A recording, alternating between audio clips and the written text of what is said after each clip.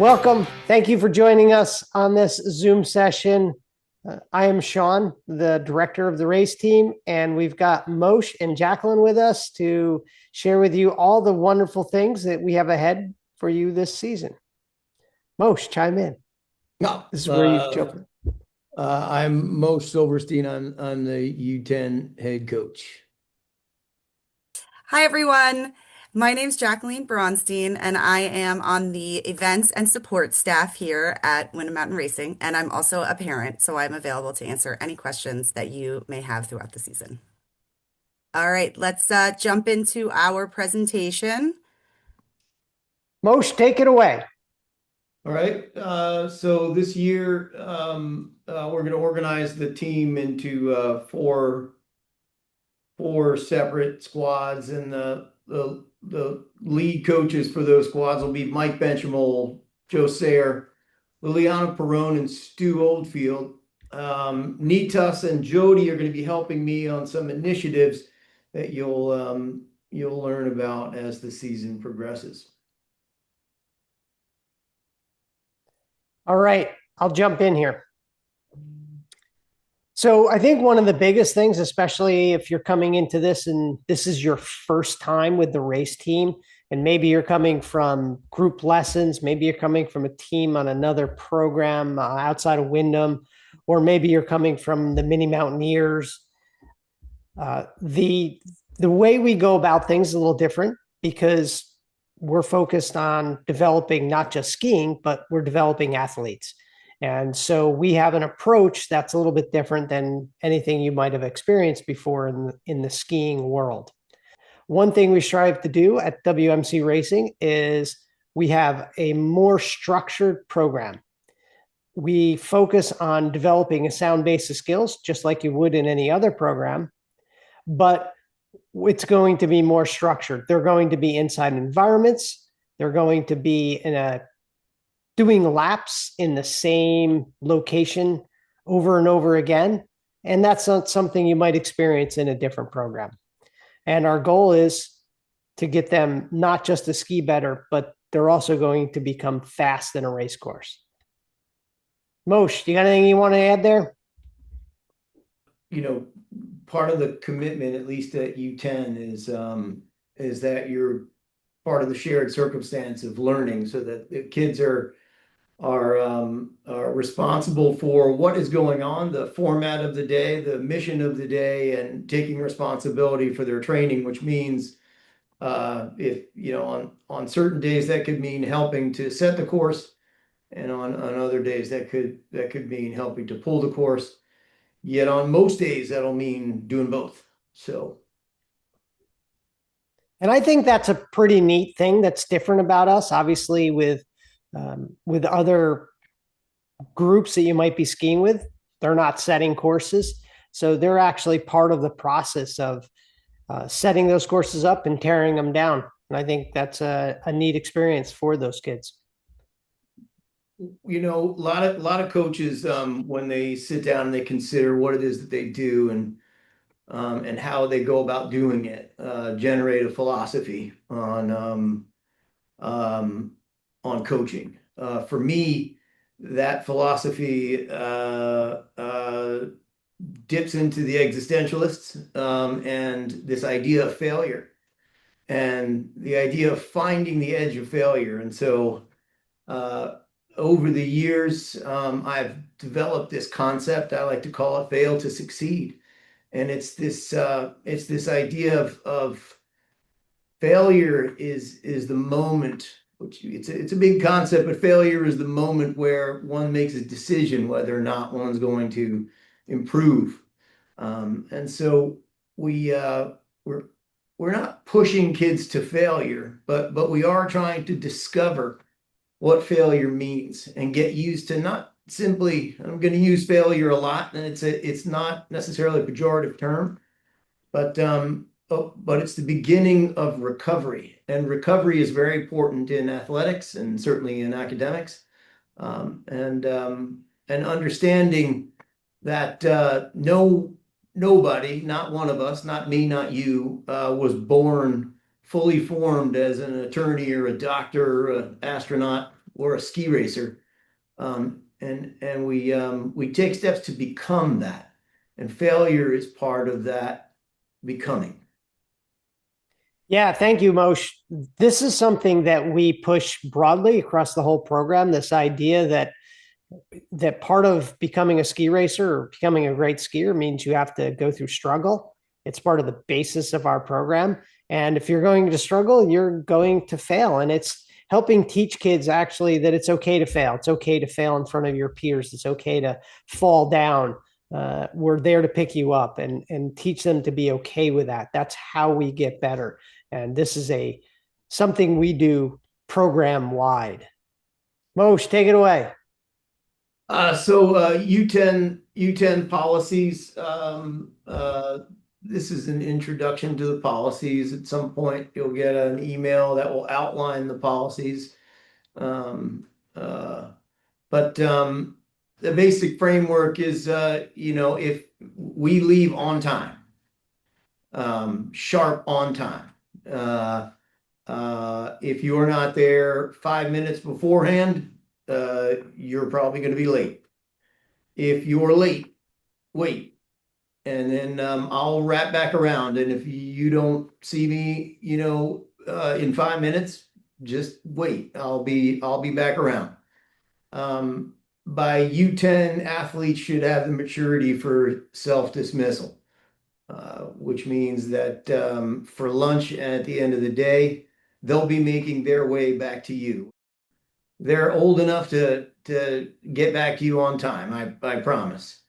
Athletes are expected to carry their own gear. This is the most important and critical part of our policy. Is I don't mind if you're not gonna make the day, or if you have to cut out early, if traffic on 87 is a consideration for you on a Sunday afternoon, all that's fine. But there are two people you need to let know. You need to let me know, and you need to let your lead coach know. A typical day at U10, we like to begin on dry land, which is at base camp at 7:20. We're going to start working on movement patterns that will reflect the mission for the day. And by now you've received an email I sent out about physical fluency, about movement and patterns. And so in the next slide, we'll get into it a little bit deeper, but the concept is early in the morning at 7:20, we're going to work on movement patterns that will be relevant and metaphorical for the rest of the day. And we're gonna create a basis of language around those movement patterns while no one's moving, while we're on warm, solid ground in our stocking feet. And then we're going to build up to being on the hill with those same movement patterns on low edge, low angle terrain, and then we'll increase that. So this is an optional part of your day, the dry land training, but it is encouraged, because it is the part of the day where athletes will learn what to do and how to do it. At 8 a.m. we will depart.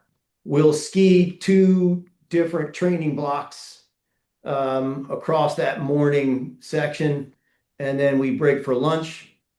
45 minutes. Again, we leave sharp. 11:45 is the end of lunch, and we're back on snow, catching a lift in line by 11:45. Program ends at 1:45. And again, there'll be training blocks in that afternoon session. Typically speaking, the afternoon training blocks are a little less intense in terms of their physicality, and a little more focused on skill development and refining movement patterns. By 1:45, we're clear of the hill, but that does not mean that your athlete is clear of his responsibilities for the day.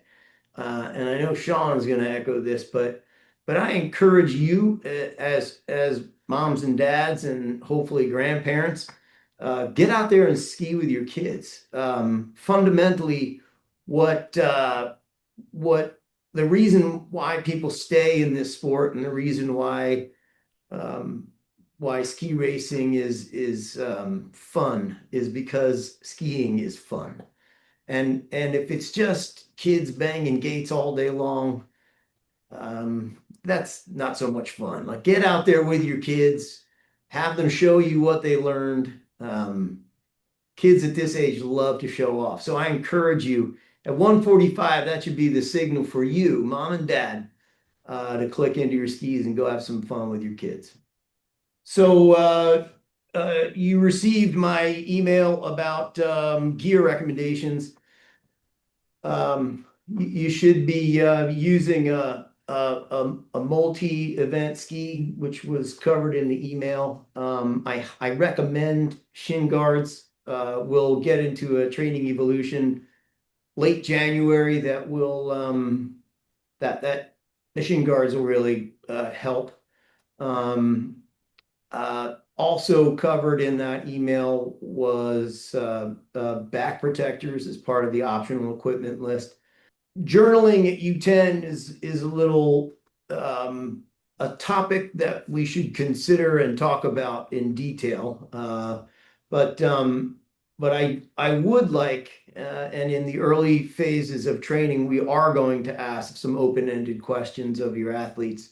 Why they like to ski, what their dreams are. This is all part of the initial first day of U10 training. And then finally, Moshe, let me jump in there. yeah. On that journaling, and again, a lot of what we do is we're trying to encourage and develop habits. And so journaling is something that's required a little farther down the road in their development. So having them start at the U10 is it's helping develop the habit, if not anything else. And, it's a bonus if we can get them to think about skiing and write some things down. What we do is we ask some simple open-ended questions about their desire and belief. And you're going to hear me say those two words a lot. Desire and belief. Desire and belief. We'll cover that when it comes time to talk about details. Your little athlete should be rolling around with pocket snacks and particularly things that don't freeze. And I've seen it all. I've seen grapes and granola bars and chocolate. Let me assure you, in this instance, and I know we're all searching for healthy snacks, this is just about sugar. And the type of sugar you can put into them in a snack that won't freeze. Chocolate freezes, gummies freeze, grapes freeze, power bars freeze. I'm not going to tell you what to get, but I am going to encourage you to experiment. The most important thing about snacks is buy something that your kids are going to eat. And never underestimate pocket bacon. Pocket bacon. Pocket bacon. Very popular in my house, just saying. So I alluded to this earlier, crawl, walk, run.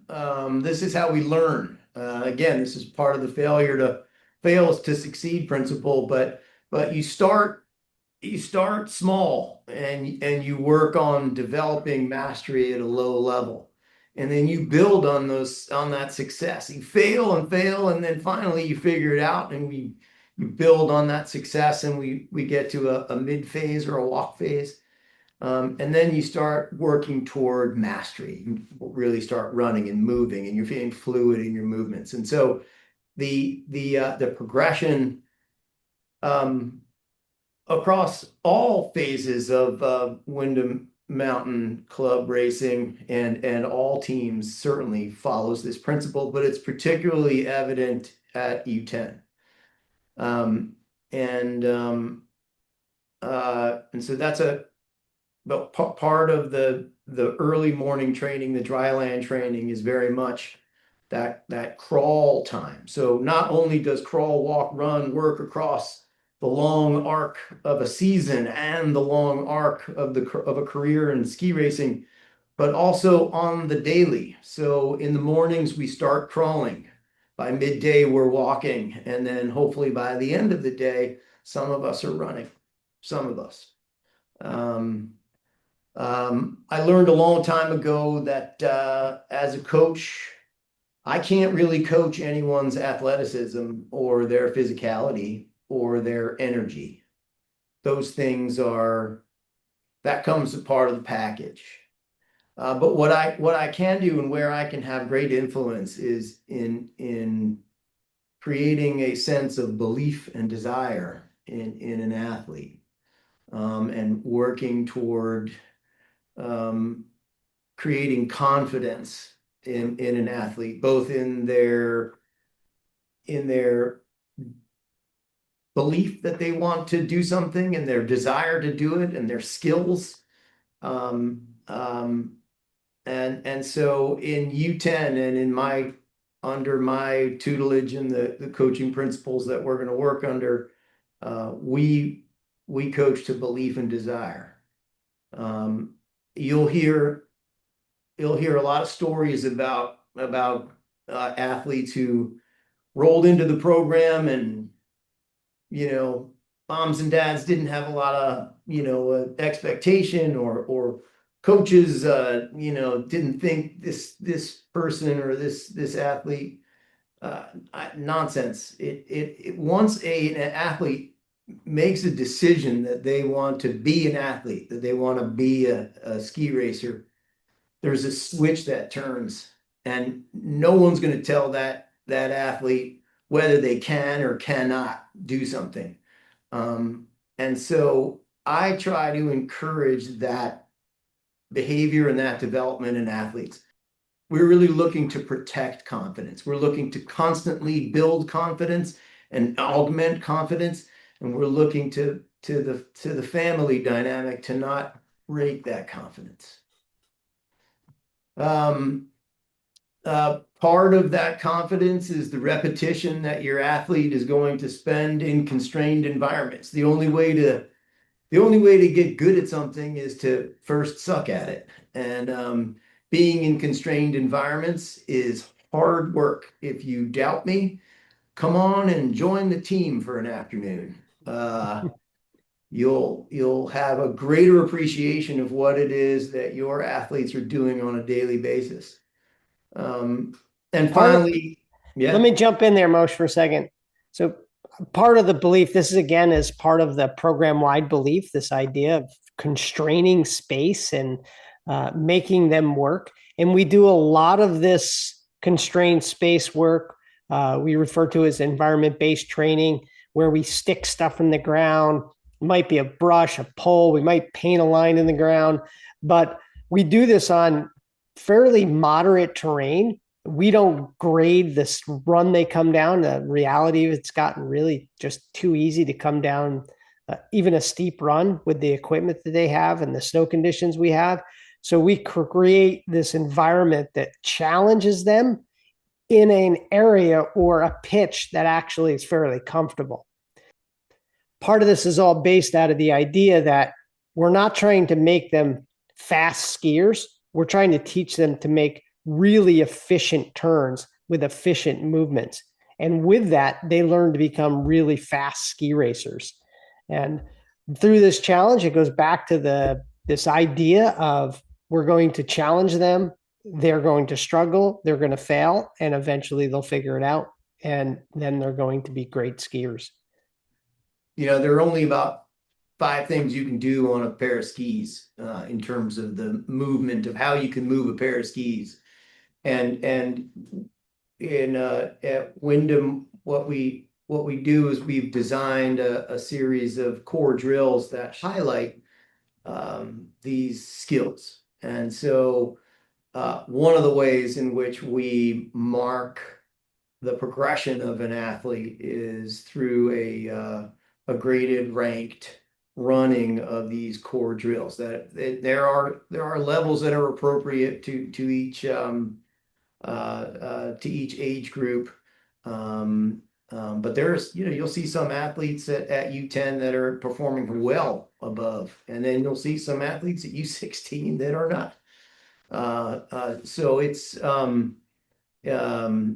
we we try to standardize an athlete's understanding of what those movements are and how they're applied to skiing.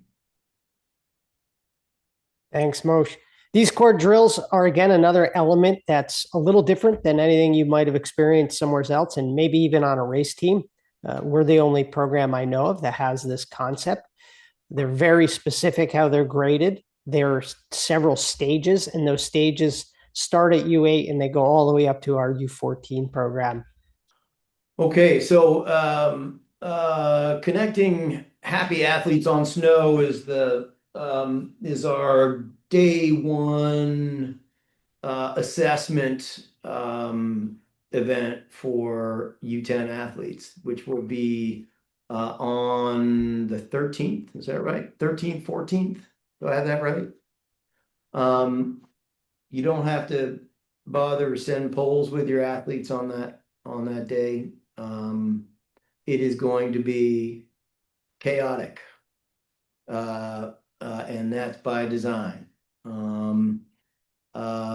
It's first day of program, and that's always a very exciting day, and nobody knows where they're supposed to be, and nobody's touched snow since hopefully you've been skiing on glaciers in Europe, but more chances or more times than not that's unlikely. So no one's touched snow since March, and there's going to be a lot of rebuilding that happens in the first few weeks of program. Before they get on snow, all athletes will undergo a safety check by U10 coaches. Pay careful attention to your DIN settings, the boots, how they fit. Don't pack your athlete's long underwear into his or her boots. Make sure that the boot is tight but not uncomfortable. Snug, I believe, is a good term to use.